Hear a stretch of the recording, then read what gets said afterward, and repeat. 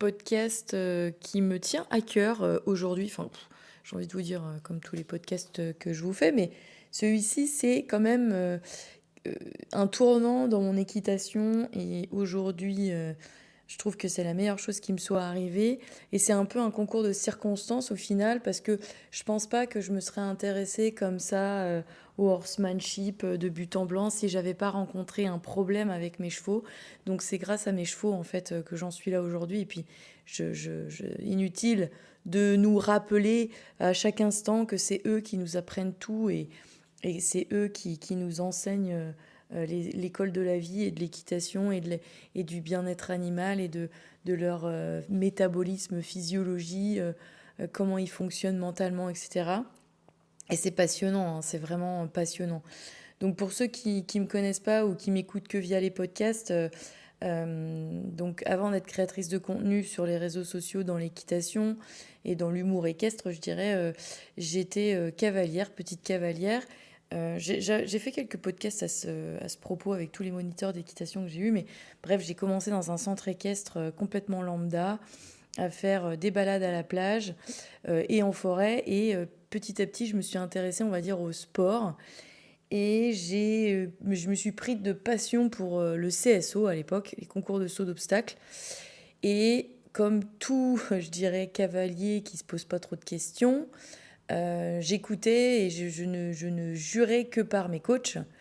Et malheureusement, j'en ai oublié au fur et à mesure des années l'animal. C'est vrai que j'ai commencé parce que j'aimais les animaux et que le cheval, c'était un animal qui m'intéressait et tout ça. Et au fur et à mesure, je n'ai vu que mes ambitions ridicules au passage, mais quand on est dans l'équitation et qu'on est dans le sport à fond, même quand on a un piètre niveau, je dirais comme moi, amateur, enfin, il n'y a pas de petit niveau, j'ai envie de vous dire, mais on n'est pas aux Jeux Olympiques, quoi. On n'est pas aux Jeux Olympiques, et puis quand bien même qu'on serait aux Jeux Olympiques, on a un animal, on monte un animal, je veux dire. Donc ça ne justifie pas les moyens que l'on met en place pour arriver à être sans faute, etc., qui sont parfois pas du tout éthiques. Et je sais que vous comprenez ce que je veux dire, à savoir mettre des coups de cravache au cheval pour qu'il aille sauter. J'ai vu, alors moi j'ai jamais fait, mais j'ai vu des gens punir leurs chevaux après un parcours euh, sans lui donner d'eau, par exemple, en lui disant tu resteras attaché dans le coin du box et puis tu boiras pas, ça te calmera parce que tu as fait de la merde. Alors non, l'animal ne fait pas de la merde, c'est toi qui fais de la merde parce que tu mets ton animal en mauvaise posture et que tu comprends pas ton animal. Et moi, ça m'a pris toute ma vie à comprendre au final. Ça fait que quelques années que je comprends ça. Et ça me rend d'autant plus malade parce que je fais de l'équitation quand même depuis l'âge de 8 ans. J'ai arrêté, puis j'ai repris, mais bref, depuis l'âge de 8 ans, je suis sur un poney, quoi. Donc, comment c'est possible qu'on n'inculque pas ça dès le départ aux enfants, que c'est un animal, qu'il a ses besoins propres, physiologiques et mentaux, j'ai envie de vous dire, des besoins mentaux, et surtout des besoins psychologiques, une émotion, enfin, ce sont des êtres émotionnels, donc très sensibles, avec un instinct de fuite et extrêmement poussé. Donc, enfin, on ne comprend pas cet animal, on monte dessus, on leur impose, enfin, je ne sais même pas imposer, c'est pire que ça, de faire des choses qui parfois les terrorisent, parce qu'on amène la chose très mal et parce qu'on ne les comprend pas. Et c'est vrai que heureusement qu'au final, comme dirait ma mère, il n'y a que les cons qui changent pas d'avis et que je me suis rendu compte au fur et à mesure des années que ce que je faisais, c'était pas bien pour l'animal et pour moi aussi. Et ça m'a permis d'en venir au horsemanship. Donc pour revenir au départ, petite cavalière dans un centre équestre, je me mets à faire du CSO à l'époque en poney. Enfin, c'était pas ce qu'on connaît aujourd'hui, hein, c'était des catégories, ça s'appelait E3, E2, E1, je me rappelle. Et bref, c'était des petits concours club, mais qui n'avaient absolument aucune valeur. Je veux dire, c'était des concours de village, quoi. Dans un champ de patates, et puis tu sautais trois pauvres obstacles, puis t'étais content, quoi. Et ben, au fur et à mesure des trucs, t'es grisé par le concours. Et puis, enfin, moi, j'ai toujours aimé les animaux. J'aimais mon cheval, j'aimais les poneys que je montais, mais vu que je ne les comprenais pas, je faisais ce que j'appelle de la maltraitance sourde, quoi, de la maltraitance invisible, de la maltraitance sans le savoir. Et ça, c'est très très fréquent. C'est de la maltraitance de méconnaissance en fait. On ne connaît pas et on ne comprend pas l'animal. Et du coup, on va le mettre dans des situations qui le maltraitent physiquement ou psychologiquement. Par exemple, attacher un poney à un camion toute une journée de concours juste avec un seau d'eau sans foin, c'est de la maltraitance.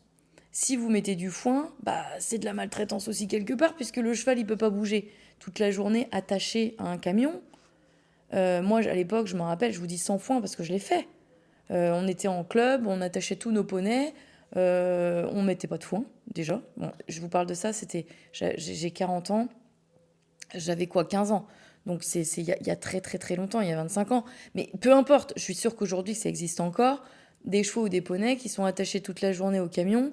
On leur met un seau d'eau, mais ils n'ont pas de foin, quoi. Ou ils ont un bout de foin, et puis au bout d'une heure, ils ont tout bouffé, et ils n'ont rien à bouffer. C'est des animaux qui ont besoin de marcher 20 à 30 km par jour. Donc c'est compliqué de laisser un poney attaché à un camion. Alors vous allez me dire, oui, mais une journée, c'est pas grave. Effectivement, une journée, une fois de temps en temps, c'est pas grave. Mais la plupart du temps, c'est pas une journée. C'est samedi, dimanche, tous les week-ends de la saison de concours. Soyons clairs. Donc, un concours une fois de temps en temps, où ton cheval, tu le mets un peu dans le rouge. Il est attaché, ou il est dans le camion, ou il est dans le vent, ou ça le saoule, machin. Bon, ok, d'accord. Ok. Moi, j'entends totalement. Même si aujourd'hui, je le referai plus, j'entends qu'on puisse le faire. Les chevaux ne sont pas toujours dans des conditions optimales. Les humains non plus, c'est ok. Mais c'est pas la plupart du temps une fois dans le mois. C'est tous les week-ends souvent. Ou 2, 3 week-ends par mois. Et du jeudi au vendredi. Du jeudi au dimanche, je veux dire. Donc moi, clairement, alors je respecte totalement les avis de chacun parce que je sais qu'il y aura beaucoup de gens qui vont écouter ce podcast, qui font du concours tous les week-ends, ou dont les chevaux vont être au box tout le temps. Tant pis, ok, c'est ok. Il faut de tout pour faire un monde. Moi, j'ai été dans cette situation-là avant parce que je ne comprenais pas ou je ne voulais pas comprendre que les chevaux avaient besoin d'être dehors avec des copains, avec de la fibre à volonté, parce que ça me cassait les couilles. Moi, mon cheval, il était au box, c'était plus pratique. Puis je lui donnais du foin, puis il est pas malheureux, puis j'en prends soin, puis je paye 500 balles par mois, donc merde. Hein. Donc voilà, moi aussi, j'étais dans cette situation-là. Mais si on veut être vraiment honnête avec soi-même et surtout honnête avec l'animal, vivre dans un box 23 heures sur 24 avec du foin à volonté, ce n'est pas une vie. Ce n'est pas une vie. C'est un animal qui est fait pour bouger, pour courir, pour être dans des espaces grands et en liberté, c'est-à-dire pas attaché, pas dans un micro-paddock, avec des copains. Voilà, ça, c'est leurs besoins physiologiques. C'est la science qui le dit, ce n'est pas moi qui l'invente, c'est pas le monde des bisounours, c'est la science.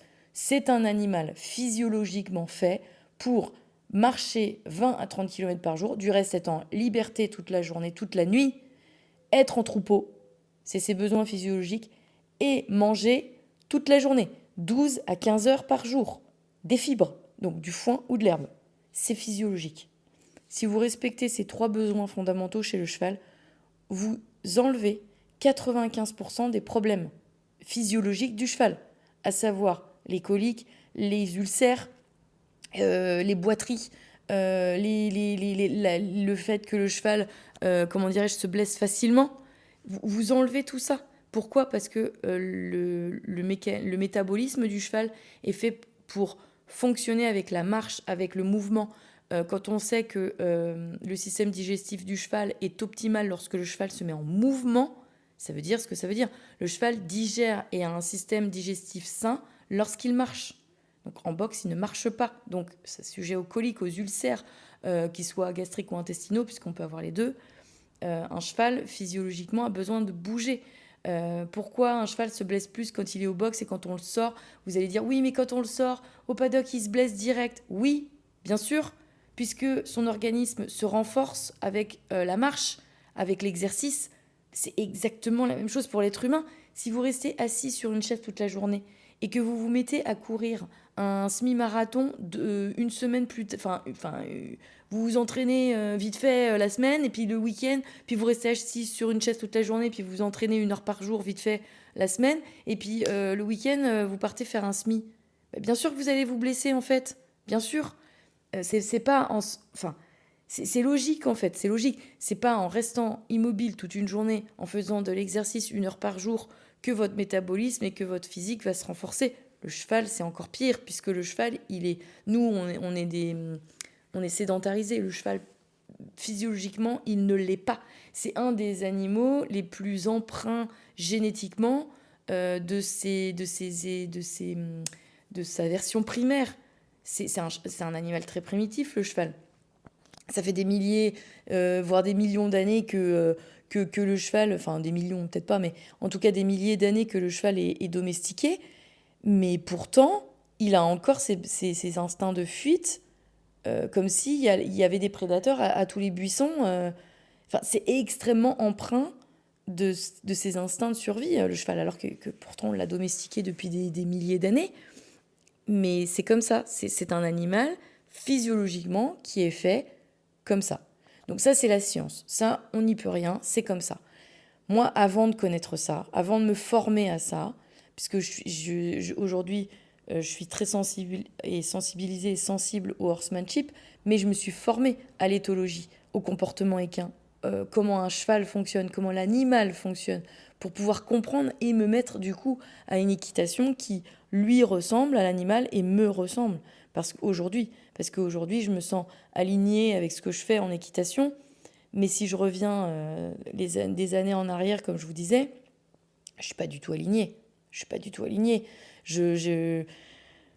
Pour reprendre l'histoire, parce que je m'égare, mais vous savez, c'est du papotage de copines. À chaque fois, on part dans tous les sens. Mais donc, je faisais beaucoup de concours. J'ai fait beaucoup de concours. J'ai fait du concours 10 ans.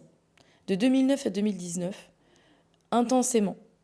Je choisissais mes chevaux pour les concours. J'achetais mes chevaux pour les concours. Je ne vivais que pour ça. Les concours de CSO et plus tard, j'ai fait un peu de concours de dressage. J'ai claqué le cul de mes chevaux avec des cravaches parce qu'ils sautaient pas. J'ai piqué des colères parce que mes chevaux ne voulaient pas sauter.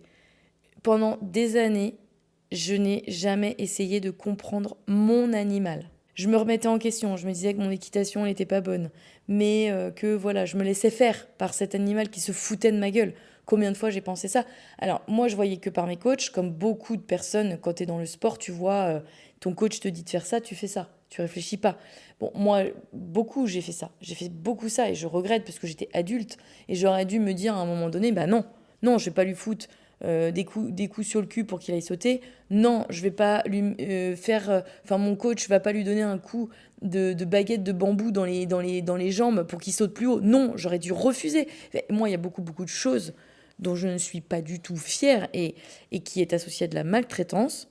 De donner un coup de cravache, pour moi, c'est de la maltraitance, clairement. Alors, encore une fois, attention, je ne suis pas là à pointer du doigt les gens qui donnent des coups de cravache à leurs chevaux, etc. Bon, si on matraque un cheval devant mes yeux, bien sûr que je vais intervenir. Ça m'est déjà arrivé plusieurs fois, notamment dans des animations que j'ai fait. J'ai animé des concours Shetland. J'ai vu des gamins matraquer le Shetland pour aller sauter. J'ai arrêté le concours. J'étais au micro au milieu de la carrière à animer le truc. J'ai arrêté le concours. J'ai expliqué aux gamins que ça servait à rien de taper sur le cul de son cheval. J'ai demandé qui était la coach dans le public et je lui ai dit devant tout le monde. Je sais pas si c'est la coach qui lui a dit de matraquer le cul du poney, mais j'ai dit à la coach, vous êtes d'accord avec moi, c'est pas une solution. Le poney va pas aller sauter plus vite et plus fort si on lui fait encore plus peur et encore plus mal devant l'obstacle. L'idée, c'est d'associer l'obstacle à quelque chose de positif pour le poney. Enfin, je veux dire, c'est logique, mais je jette pas la pierre parce que, encore une fois, j'ai été dans cette situation de méconnaissance où je pensais qu'en donnant un coup de cravache et en punissant le cheval, il allait comprendre qu'il fallait sauter la fois d'après. Malheureusement. Sauf que ce qu'on fait au cheval, c'est qu'on le fait sauter de peur. Et c'est un engrenage, c'est un cercle vicieux. Le cheval a de plus en plus peur, il va charger les barres. Et quand il charge, on se dit, il adore l'obstacle. Non, il veut juste s'en débarrasser le plus vite possible. Il est dans la fuite, ce qu'il sait faire le mieux. Et c'est là que ça devient très dangereux, et pour le cavalier, et pour le cheval, et surtout, le cheval, il passe un très très très mauvais moment. Et après, on a un cheval qui embarque sur un parcours, et qu'est-ce qu'on va faire? On va mettre un mort plus dur parce qu'on n'arrive plus à s'en dépatouiller. Donc on met un pélame, on met un machin, et on lui pète la gueule, et on monte comme une merde. Et le cheval, il a la mâchoire explosée parce que moi, en plus, mon métier, c'est masseur équin. Donc j'ai des douleurs et des tensions dans l'ATM, l'articulation temporomandibulaire, qui est au niveau, à côté de l'oreille, qui est la jonction au niveau de la mâchoire. Vous n'imaginez même pas les conséquences que ça a de casser la gueule à son cheval et de donner des taquets avec le mors dans la bouche du cheval. C'est de la maltraitance absolue, puisque le cheval, vous générez des douleurs et des dysfonctions au niveau de cette articulation, et pas que, et pas que. Donc, franchement, j'ai envie de vous dire, quand plus vous avez de connaissances dans l'équitation et dans le cheval, dans l'animal, plus vous vous en mordez les doigts de l'équitation qu'on peut avoir et qu'on a pu avoir. Et moi, jamais je ne jetterai la pierre à quelqu'un qui donne un coup de cravache à son cheval et qui a de la méconnaissance. Parce que cette personne-là fait sans doute ce qu'on lui a dit de faire sans réfléchir. Et moi-même, j'étais dans cette situation. Donc, ce podcast, c'est pas, comment dirais-je, j'ai pas envie que vous le preniez comme une morale, oui, faites pas ça. Non, non, j'ai envie que vous le preniez comme moi aussi, j'ai été dans cette situation-là où j'étais pas alignée avec ce que je faisais, mais je le faisais quand même, parce qu'on me disait de le faire et qu'on me disait que ça marchait. Moi aussi, j'ai donné des coups de cravache. Moi aussi, j'ai donné un taquet dans la bouche de mon cheval pour le relever, parce que, oulala, attention, il y a l'obstacle qui arrive, tuc, on fait tac, tac, tac dans le mort. Non, non, non, non et non, non. Aujourd'hui, vous allez me dire, ouais, mais qu'est-ce que tu fais aujourd'hui? Tu fais rien? Tu fais plus de concours? Alors qu'avant, peut-être que tu faisais un peu de 110, un peu de 115? Ouais, je faisais un peu de 110, un peu de 115, ouais. Ouais, j'ai fait des classements, ouais. En fait, je préfère ce que je fais aujourd'hui. C'est-à-dire, aujourd'hui, je fais plus de concours, certes, j'ai plus de classement, certes, mais je suis en accord avec mes chevaux. Je fais une équitation qui me ressemble. À chaque fois que je vais au cheval, j'ai pas envie de pleurer ou j'ai pas mal au ventre en me disant putain, qu'est-ce qui va m'arriver, ou putain, j'ai claqué mon cheval, j'avais pas envie de le faire et ça me fait de la peine de l'avoir fait. Non. Aujourd'hui, j'arrive, je m'occupe de mes chevaux. Mes chevaux, quand j'arrive au pré, ils viennent vers moi, ils courent vers moi. Ça se passe bien. Et quand ça se passe mal, parce que ça se passe mal, Mimi est une jument très compliquée, de par son métabolisme, elle a des chaleurs qui sont très compliquées, ce qui la rend très très chafouine et ce qui la rend très susceptible. Ce qui fait que des fois, quand je monte dessus, c'est pas facile. Et c'est pas grave. Si elle ne veut pas avancer ou si elle est pas bien, je vais utiliser mes codes que je connais, je vais lui demander. Si je vois que au bout de 10 minutes, un quart d'heure, ça se passe pas bien, c'est pas grave. Je descends, on verra un autre jour, quand elle ira mieux, point barre. Et si je vois que, par exemple, elle a des signaux de pas bien déjà à pied, je ne monte pas dessus. Point. Et puis tant pis si j'avais prévu de travailler ma session à la jambe et je ne sais quoi, et machin, et bidule, j'en ai rien à secouer. Elle a 8 ans aujourd'hui, on n'a rien foutu, jamais fait un concours, mais j'en ai rien à secouer, puisque je suis alignée avec mon équitation, en fait. Et je suis bien plus heureuse aujourd'hui à rien faire, parce qu'il y a un sacré paquet de gens qui vont dire « Non mais de toute façon, Ponicorne, fait rien. C'est mon des bisounours, à part brosser ses chevaux, puis faire du travail à pied, fait rien. » Oui. Ah d'accord, si c'est votre vision des choses, c'est très bien. Mais le rien, ça fait quand même des heures de travail pour arriver à faire reculer sa jument juste avec un petit mouvement de doigt, avec sa gestuelle. C'est beaucoup de travail. De faire désengager son cheval juste avec un petit mouvement de tête, c'est beaucoup de travail. De faire arrêter son cheval juste à l'assiette.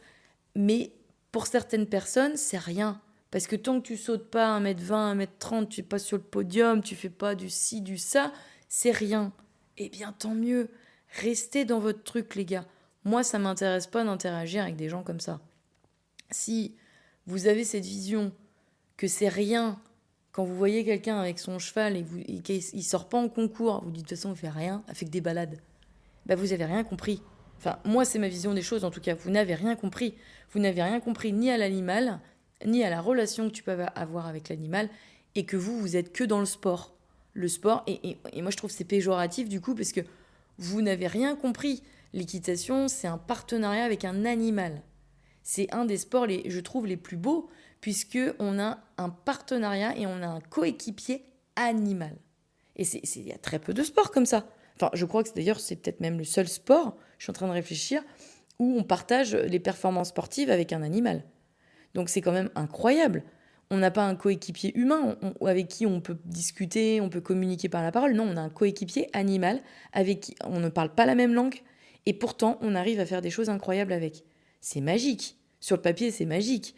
Et pourtant, malheureusement, dans la vraie vie, la plupart du temps, même en haut niveau, et surtout en haut niveau, on matraque la gueule du cheval pour arriver le plus haut possible. Alors, heureusement, tout le monde n'est pas comme ça. Heureusement que tous les cavaliers de haut niveau ne sont pas comme ça, et qu'il y a des cavaliers qui respectent l'animal bien plus qu'ils se respectent eux-mêmes parfois, et encore heureux, encore heureux. Mais c'est pour dire, attention, voilà, moi, les paillettes, les machins, du haut niveau, du spectacle, quand tu vas avoir des gros jumping et tout, clairement, en toute honnêteté, aujourd'hui, je peux plus, j'arrive plus. J'arrive plus à aller voir un jumping. J'arrive pas. Je vois en fait tous les signaux du cheval, tous les signaux d'alerte du cheval. Je le vois en PLS, je le vois en fuite, je vois des gros morts pour le retenir, de fuir dans tous les sens. Et je vois des cavaliers, pour moi, qui montent très mal, beaucoup, parce qu'ils en ont rien à foutre de l'animal, ils pensent qu'à gagner, ils pensent que... Non, c'est des pilotes pour moi, c'est des pilotes. C'est pas des hommes de chevaux ou des choses comme ça, c'est des pilotes. C'est des gens qui sont là pour gagner du fric, pour faire leur sport, et pas forcément penser à l'animal. Encore heureux, encore une fois, je ne mets pas tout le monde dans le même panier. Il y a des cavaliers de haut niveau qui sont extrêmement bien, qui pensent à l'animal, qui font beaucoup de choses pour les animaux et qui performent. Et ça, moi, je suis fan de ces gens-là. Je suis fan. Je suis vraiment très très fan et très admiratif de ces gens-là, parce que dans le milieu dans lequel ils évoluent, qui est un monde d'argent, il faut le dire, et ben voilà, je trouve ça incroyable de garder cette foi en l'animal et de garder les pieds sur terre et de se dire non, on a un animal avant tout, faisons attention à cet animal. Et ça, c'est magique. Enfin, on n'y reviendra pas, mais quand je vois qu'en pleine canicule, il y a le Paris Eiffel machin jumping qui a lieu, où est-ce qu'il est le bien-être animal? Où est-il? Alors ils sont là, oui, on a aménagé. Non mais arrêtez quoi. Ou arrêtez. Il faisait 42 degrés les gars. 42 degrés. Et tu vas faire sauter des chevaux. Enfin, je comprends pas. 42 degrés, mes chevaux, je les ai vus dans le pré. Ils étaient autant en PLS que moi. Je les ai douchés 25 millions de fois. Ils étaient pas mieux. Et tu vas pas leur demander de faire un effort cardio hyper intense par 42 degrés. C'est comme nous. Enfin, je veux dire, moi, je fais du crossfit. C'est une intensité cardio très élevée. C'est un gros sport. À 42 degrés, toutes les compètes de crossfit qu'il y avait sont annulées. Tu annules. Les cours étaient annulés, tout était annulé. Tu ne fais pas une intensité cardio comme ça. L'animal, oui. Pour un parcours de CSO, c'est du crossfit pour le cheval. Hein. Eh ben non. Ben non, trop de fric, trop de fric. Trop de fric en jeu, quoi. Bon, bref, ce podcast, il était à la base... pourquoi j'en suis venue au horsemanship, mais ça sert à déverser des choses qui me font tellement de mal, tellement de peine, et qui me dégoûtent un peu dans l'équitation. Après, encore une fois, voilà... Chacun son avis. Moi, je respecte, je suis quelqu'un de très ouvert. Donc je respecte les avis de chacun. Je comprends qu'on adore aller voir des jumpings. Je comprends qu'on adore le haut niveau. Je comprends beaucoup de choses. Mais mon avis, et pour avoir, par rapport à mon expérience aussi, mon avis est ce qu'il est. Est ce que je vous annonce dans ce podcast. Voilà. Je supporte plus de voir des choses comme ça, moi. Et c'est pour ça qu'aujourd'hui, je préfère aller voir par exemple, j'ai eu la chance de rencontrer Julien Lafort, cavalier de l'équipe de France d'endurance. Il performe à haut niveau. Ce mec est un homme de cheval. Il pense à ses animaux tout le temps, au bien-être de ses animaux tout le temps. Alors vous allez me dire, ouais, mais l'endurance, machin. Ouais, l'endurance, oui, c'est une discipline difficile pour le cheval. C'est comme des marathons pour les humains. C'est pareil. Eh ben, Franchement, pour avoir vu les coulisses, pour avoir vu où étaient élevés les chevaux, dans quelles conditions, comment ils entraînaient leurs chevaux, bah pour moi, ça, ce sont des hommes de chevaux. Julien Lafort et sa chérie Elena, ce sont des hommes et femmes de chevaux. Oui, ils font attention à l'animal, oui, ils pensent à l'animal. Si l'animal ne va pas bien, ils ne partiront pas, malgré l'enjeu. Bah, ça, pour moi, c'est du beau sport, c'est du très très beau sport. Et c'est pas le cas dans tous les cavaliers d'endurance. Parce qu'il y a des gros cons hein, dans tous les sports. Et il y a des gens formidables dans tous les sports. Donc voilà, petit aparté. Donc on revient sur pourquoi j'en suis venue au horsemanship. Alors voilà, déjà ça en fait partie.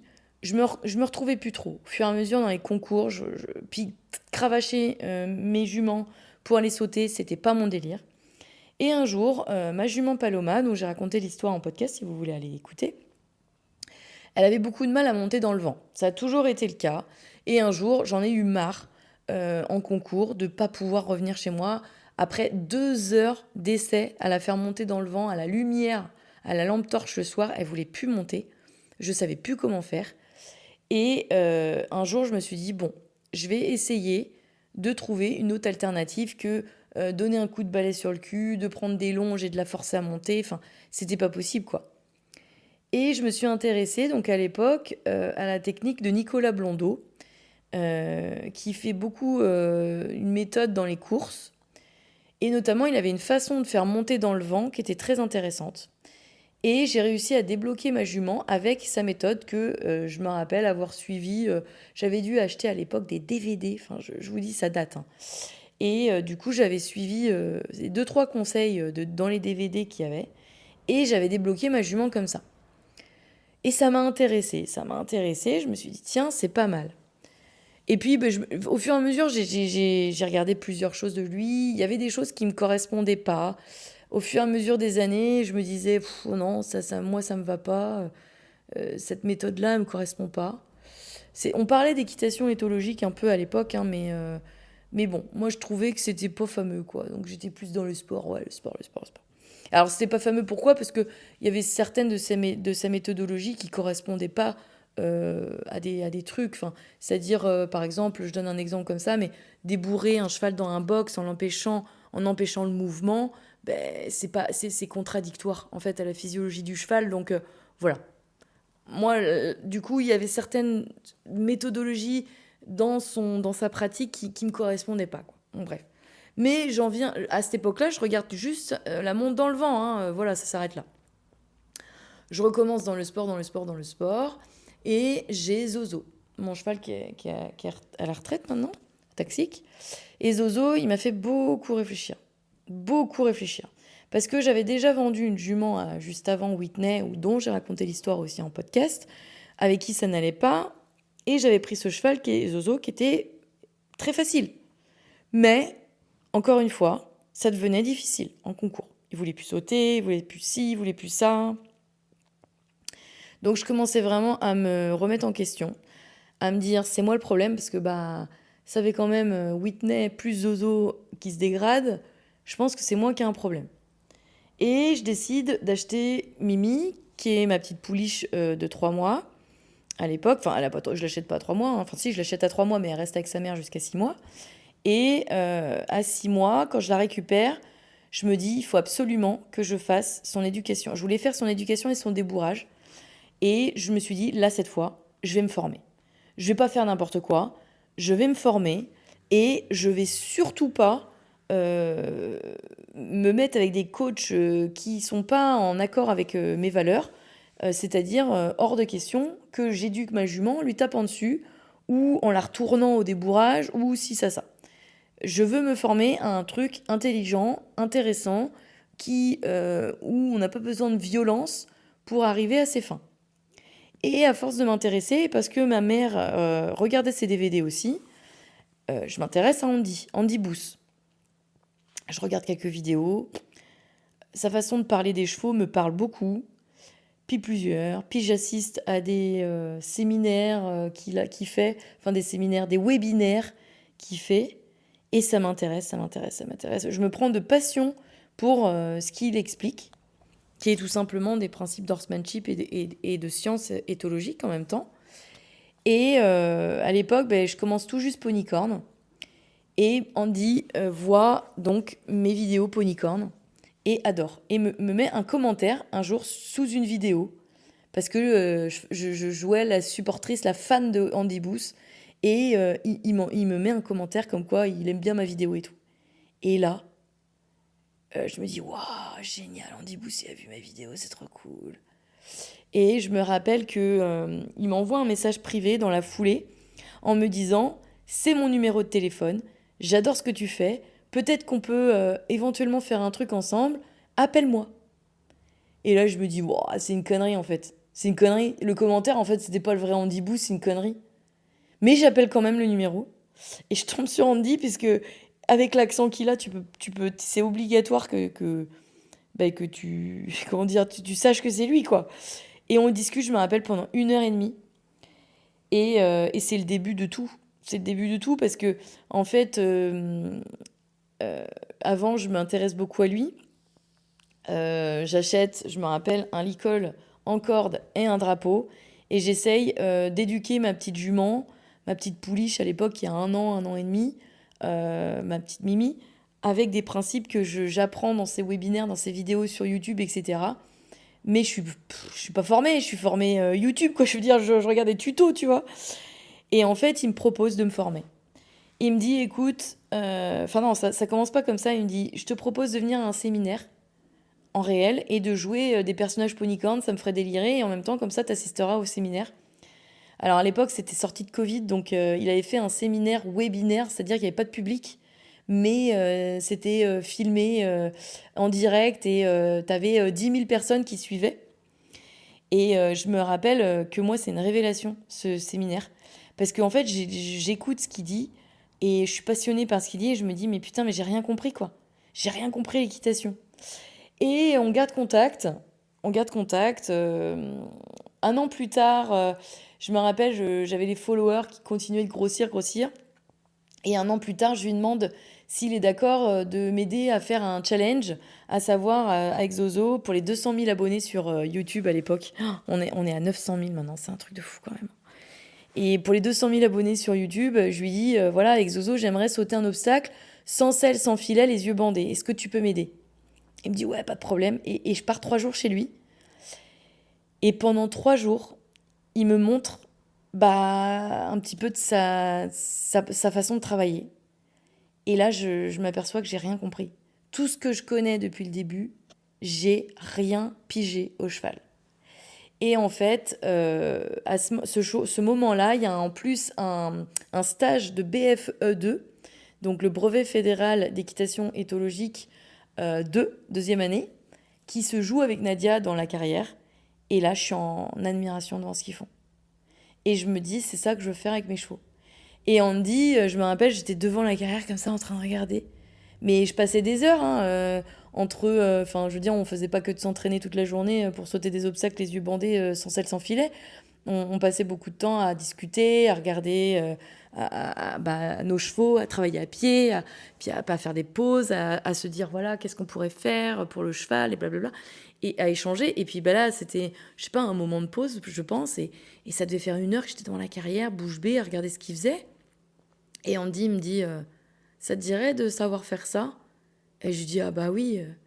Il me dit bon bah on va voir avec Nadia, mais j'aimerais bien te former. Et c'est comme ça que ça a commencé.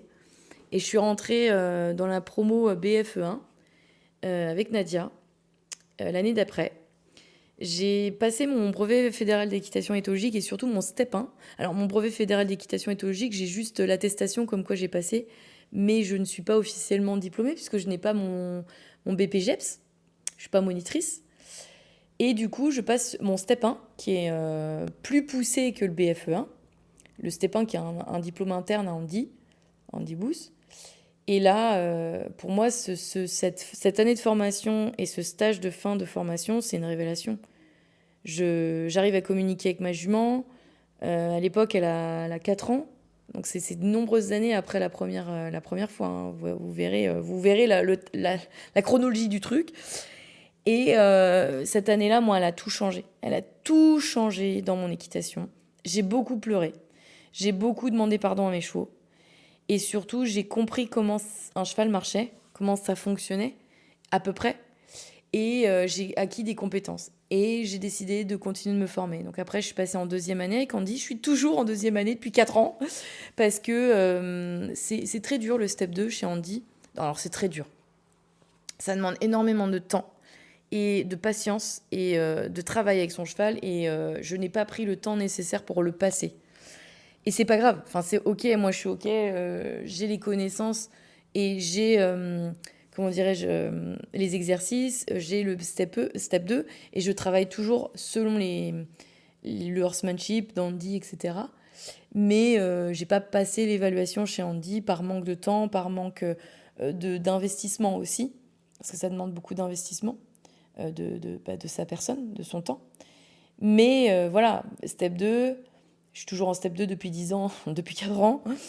Et surtout, je me suis formée aussi ailleurs. Donc je me suis formée à la Sens. C'est surtout, la Sens, c'est très théorique. Je me suis formée que sur la théorie. Donc j'ai acquis d'autres connaissances scientifiques en éthologie équine, qui est très intéressante. Et puis aussi sur la nutrition et tout ça. Enfin bref, j'ai appris plein d'autres choses complémentaires à Andy. Et puis je suis partie aux États-Unis récemment pour aller voir ailleurs comment ça se passait le horsemanship. J'ai appris d'autres choses. J'ai appris une autre vision qui était plutôt USA.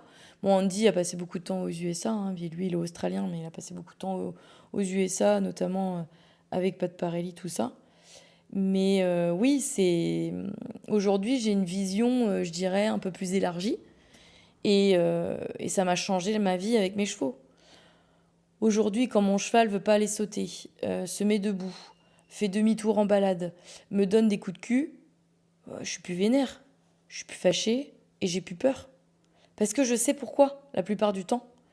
Ou je me pose la question du pourquoi et je me dis c'est pas moi, c'est pas personnel, c'est pas parce qu'elle me déteste qu'elle fait ça. Et c'est pas parce qu'elle veut me virer ou quoi, c'est parce que elle a eu peur, elle a eu mal, elle a une émotion qui est venue et du coup elle essaye de s'en débarrasser. Point, barre. C'est aussi factuel que ça. Et moi ça m'a changé. Le horsemanship, alors que vous alliez voir chez Andy, chez Pat Parelli, chez tout ce que vous voulez, chez La Sens, on s'en fout. Mais le principal, c'est de connaître et de comprendre l'animal. Et il y a plein de méthodes qui se valent, hein. Plein de personnes qui travaillent de façon éthique avec le cheval et qui ont des méthodes propres à elles et qui sont super.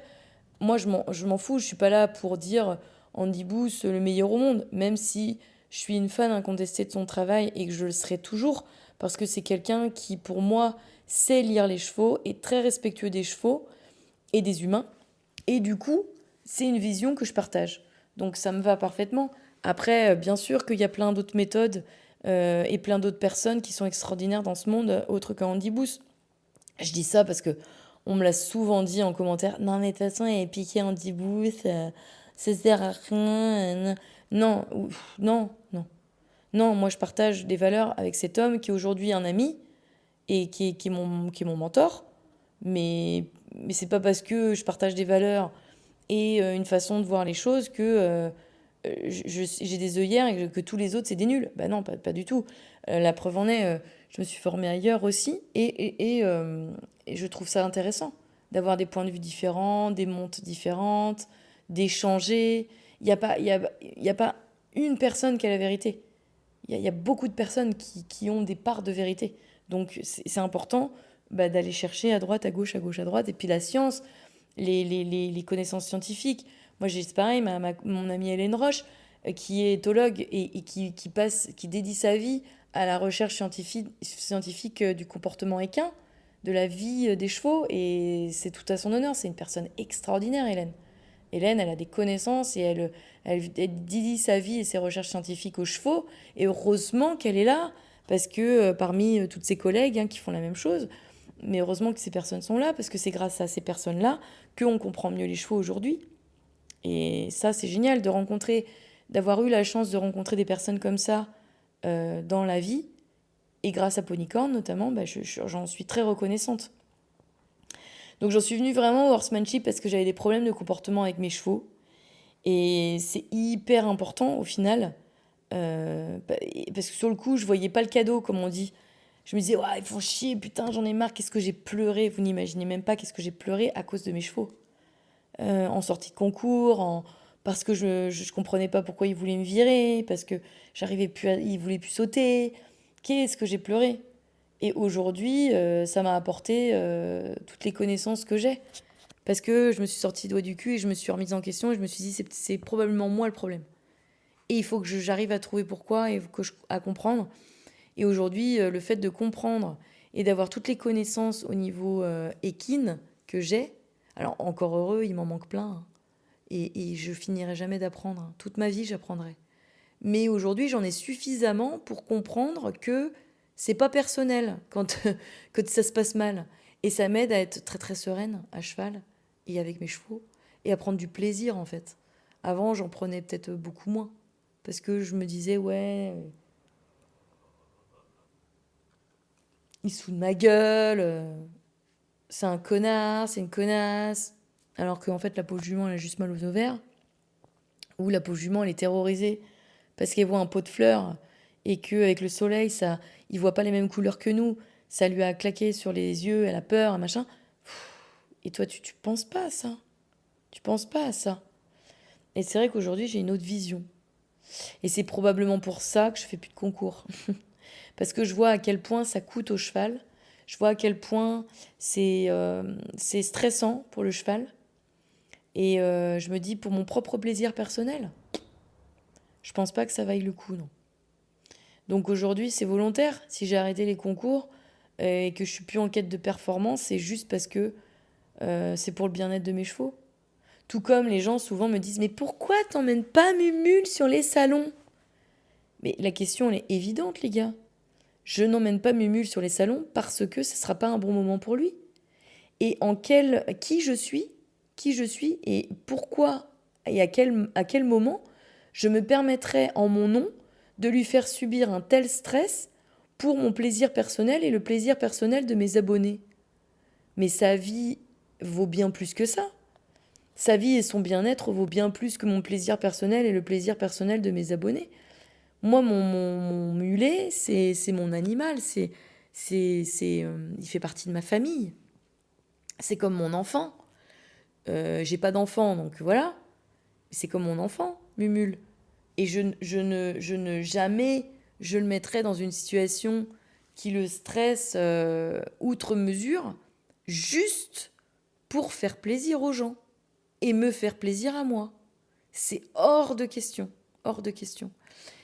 S'il prenait du plaisir à aller en salon, bien sûr que je l'emmènerais. Mais je sais pertinemment que non, puisque ça va lui faire peur, parce qu'il ne connaît pas, parce qu'il y a du bruit, parce que c'est enfermé, parce qu'il va devoir vivre dans un box pendant une semaine, 4 jours, 5 jours, parce qu'il va y avoir du monde, parce que ça va applaudir, parce qu'il va être terrorisé. Il va être terrorisé. Il n'y aura pas ses copains. À quel moment on inflige ça à son mulet si on l'aime en tant qu'animal? Jamais on inflige ça. Donc non, je suis navrée de vous dire que Mumule n'assistera jamais à un salon à Équitalion, même si on me le demande expressément tous les ans, tout le temps, en permanence. Non, non, non. Mais je suis sûre que vous comprendrez. Après, c'est pas une bête de foire, hein. Mes animaux, c'est pas des bêtes de foire. Et c'est toute la même chose quand on me demande, oui, est-ce que tu peux nous dire où t'es parce qu'on veut venir voir Mumule? Non, non. Alors une personne, ça va, pas de problème. 2 personnes, ça va. Mais c'est pas une ou 2 personnes qui veulent venir voir Mumule. C'est des centaines de personnes qui veulent venir voir Mumule. Donc non, non. Si je dis oui à l'une, pourquoi je dirais non à l'autre en fait, tu vois? Donc si je dis non, oui à une personne et que je dis non à 99 autres, c'est pas logique. Donc je dis non à 100% des personnes. Mais c'est volontaire. Enfin, les gens, ils vont dire, ouais, mais bon, Ponycorn, elle est pas cool. Moi, j'étais juste à côté, je voulais venir voir Mumule, elle a dit non. Ben oui, mais c'est par respect pour mes animaux, tout simplement. C'est pas contre vous, c'est pas, ça n'a rien à voir. C'est vraiment par respect pour mes animaux. Parce que si y a des gens qui commencent à faire le zoo, la ferme pédagogique, où sont mes chevaux, eh ben ça va être le défilé en fait. le défilé. Et c'est pas le but. Moi, mes chevaux, ils ont rien demandé. Ils ont pas demandé à être sur les réseaux sociaux, à devenir connus, comme Mumule peut l'être. Et certainement pas, je leur infligerais un stress vis-à-vis de ça, quoi. Et ça encore, c'est des principes de horsemanship, c'est des principes d'équitation éthique, parce que je pense au bien-être de mes chevaux avant mon plaisir ou celui des autres. Et ça, je pense que c'est vraiment la clé. Quand on pense à son cheval avant son plaisir personnel, je pense que déjà, on a fait un très très grand pas dans le bien-être et le respect de l'animal. Je pense que je peux conclure ce podcast sur ça. Je suis plutôt contente de cette phrase. Mais n'hésitez pas à réagir en commentaire. Je sais que ce podcast, il est très à cœur ouvert, hein. J'ai pas trop de tabous dans ce podcast. Et c'est vrai que je m'exprime pas forcément sur ce sujet-là régulièrement, notamment ce que je pense des concours, ce que je pense du haut niveau, etc. C'est quelque chose que je garde plutôt pour moi en général. Mais aujourd'hui, pour les auditeurs de podcast, c'était important pour moi de vous dire les choses. Et la question, c'était comment j'en suis venue au horsemanship. Et ça en fait partie. De voir comment les chevaux sont traités dans le haut niveau, ça me fait de la peine et ça m'a permis justement d'ouvrir les yeux sur beaucoup de choses. Mais c'est vrai que n'hésitez pas, oui, à me dire vos avis, à me dire ce que vous en pensez. On a le droit de pas être d'accord. Vous avez le droit de pas être d'accord avec moi. J'ai le droit de pas être d'accord avec vous. Et c'est important que d'ouvrir le débat aussi, d'en discuter. Donc n'hésitez pas si vous avez envie de mettre un commentaire sur ce podcast, ou alors, si vous préférez, en message privé sur Instagram, ponycorn-le-blog, et j'y répondrai avec grand plaisir, grand plaisir, même si on n'est pas d'accord. Au contraire, j'ai envie de vous dire, ça permettra d'ouvrir la discussion. Si ce podcast vous a plu, je vous invite à vous abonner et à mettre 5 étoiles, ça me fera très plaisir. Et sinon, on se retrouve tous les mardis et tous les vendredis à 22h. Salut!